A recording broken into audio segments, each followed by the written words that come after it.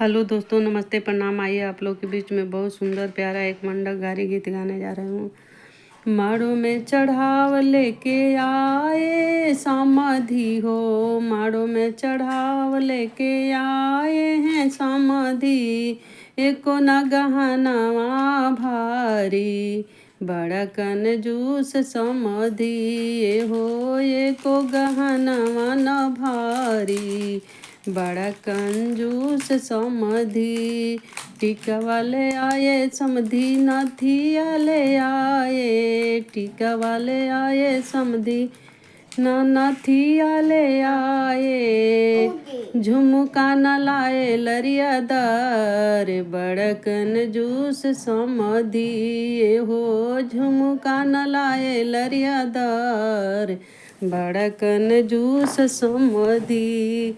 माड़ो में चढ़ाव लेके आए हैं भसुर जी, माड़ो में चढ़ाव लेके आए हैं भसुर जी, एको गहनवा न भारी, बड़ा बकलोल भसुरा ये हो, एको गहनवा न भारी, बड़ा बकलोल भसुरा।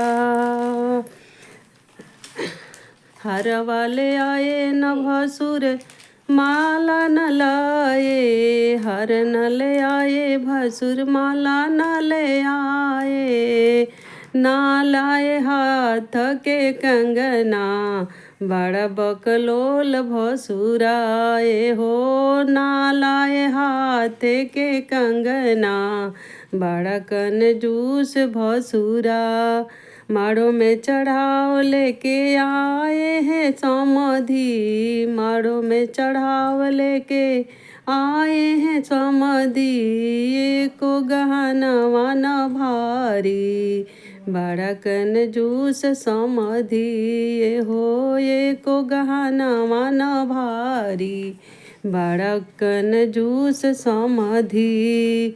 लहंगा साड़ी ले आए समधी, लहंगा ले आए, साड़ी ले आए, नाही लहंगा ले आए, नाही लाए चुनरी गोटेदार, बड़ा कंजूस समाधि हो, चुनरी न लाए गोटेदार, बड़ा कंजूस समाधि।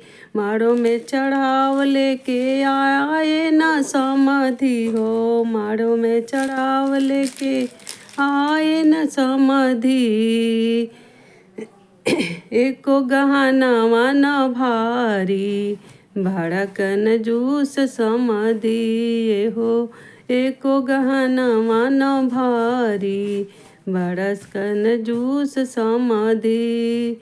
पायल न लाए समधी, बिछुआ न लाए, पायल न लाए समधी, बिछुआ न लाए, तगड़ी न लाए गुरछदार, बड़ा कंजूस समाधि हो, तगड़ी न लाए गुरछदार, बड़ा कंजूस समाधि।